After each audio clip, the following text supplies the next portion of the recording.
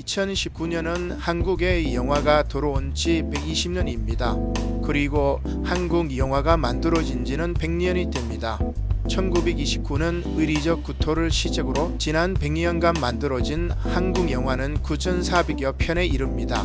지난 2019년 한겨레 신문이 창간 기획으로 CJ문화재단과 함께 한국영화 100년 백선을 선정했습니다. 감독, 제작자, 평론가, 프로그래머, 학자 등 다양한 영화 관계자 38명의 선정위원이 참여했으며 저는 선정위원회에서 빠졌습니다. 불러주셨으면 잘할 수 있었을 텐데. 2013년 한국영상자료원이 선정한 한국영화 100선 리스트와 비슷합니다. 선정된 영화 가운데 임권택 감독의 만다라, 호킬소 등 지바치, 서편제 등 5편, 이창동 감독의 초록물고기, 박하사탕, 오아시스, 밀양, 시가와 5편으로 선정되었고 비를 이어 이장호 감독의 별들의 고향, 바람 불어 좋은 날, 바보선언, 나그네는 길에서도 쉬지 않는다 등 4편이 선정되었습니다. 그 밖에 이만희, 김기영, 배창호, 박강수, 박찬욱, 봉준호, 이두용, 장선우 감독 등은 각각 3편씩 선정되었습니다.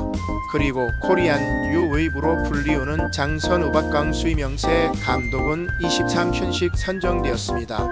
그럼 1위부터 10위까지를 한번 살펴볼까요? 1위는 하길종 감독의 바보들의 행진, 2위 유연목 감독의 오발탄, 3위 김기영 감독의 한예입니다. 한국 영화의 영원한 삼총사입니다. 4위는 이장호 감독의 바람 불어 좋은 날, 5위 허진호 감독의 8월의 크리스마스, 6위는 봉준호 감독의 살인의 추억, 7위 강대진 감독의 마부, 8위는 박찬욱 감독의 올드보이, 9위는 배용균 감독의 달마가 동쪽으로 간 까닭은, 그리고 공동 10위인 배창호 감독의 꼬방동네 사람들과 이장호 감독의 바보 선언이 있습니다. 물론 문제점을 지적하는 사람들도 있습니다. 일례로 이창동 감독의 작품이 너무 많다는 것입니다.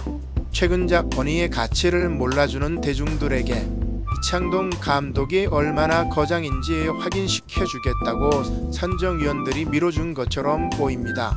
하면 2000년대 작품 리스트에 홍상수 감독의 작품을 한 편도 넣지 않고 90년대 2편 꽃돼지가, 우물에 빠진 날과 강원도의 힘이 각각 1996년, 1998년도 작품으로 이 2편만 선정된 것도 아쉽습니다. 사실 영화 평론가들은 1996년을 한국 영화의 새로운 세기라고 말합니다. 왜냐하면 홍상수 감독의 돼지가, 우물에 빠진 날과 김기덕 감독의 악어가 상영되었기 때문입니다.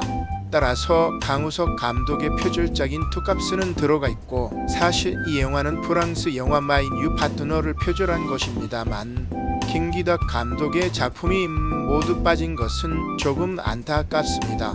물론 2013년 한국영상자료원 리스트에는 빈치커피에 타겠었습니다. 미투 운동으로 이해는 가지만 그렇다면 김호선 감독의 영자의 전성시대와 겨울여자도 빠져야 합니다. 한국 영화계의 스캔들 메이커이자 1983년의 미성년자, 강간으로 구속된 전과가 있는 김호선 감독의 작품은 시간이 용서해 준 것인가요? 법적으로 무혐의를 받은 김기덕 감독과 달리 김호선은 스스로 자백했고 언론에 공인된 범죄자였습니다. 자, 그럼에도 불구하고 한국영화 100선이 시작되었습니다.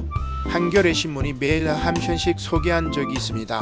저도 100편의 영화를 다시 보고 그 영화의 로즈보드를 찾아서 시대를 이야기하고 영화를 이야기하려고 합니다. 긴 영화의 여정을 떠납니다.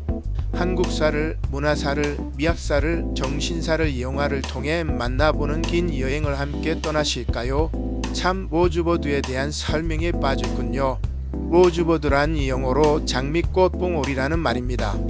오선 웰스 감독의 영화 시민 케인에 나오는데 주인공 케인이 어린 시절 고향에서 타고 놀던 눈썰매 상표 이름입니다.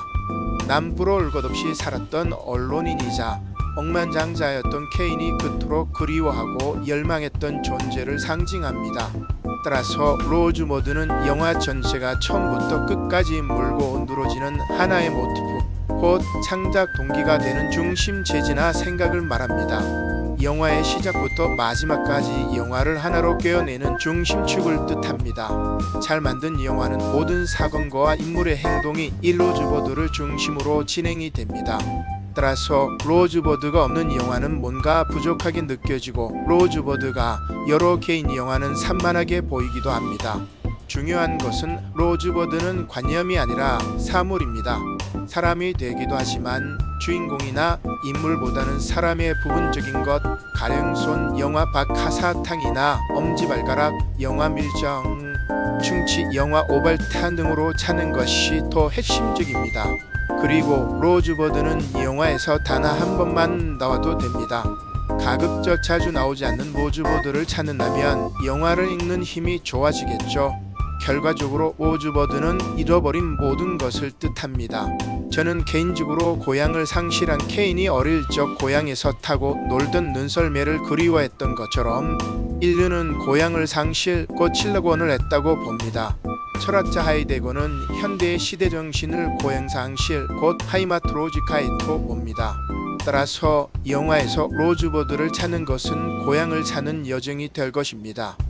오디세우스가 고향인 이타카로 가는 여정에 많은 어려움이 있듯이 우리도 저 본향으로 가는 철로 여정의 길에 많은 어려움이 있을 것입니다. 영화도 마찬가지입니다. 한국 영화 백선을 읽어내는 작업은 한국의 고향이 무엇인지를 찾아내는 작업이 될 것입니다. 자, 그럼 이제 정말 고향을 찾아 떠나볼까요?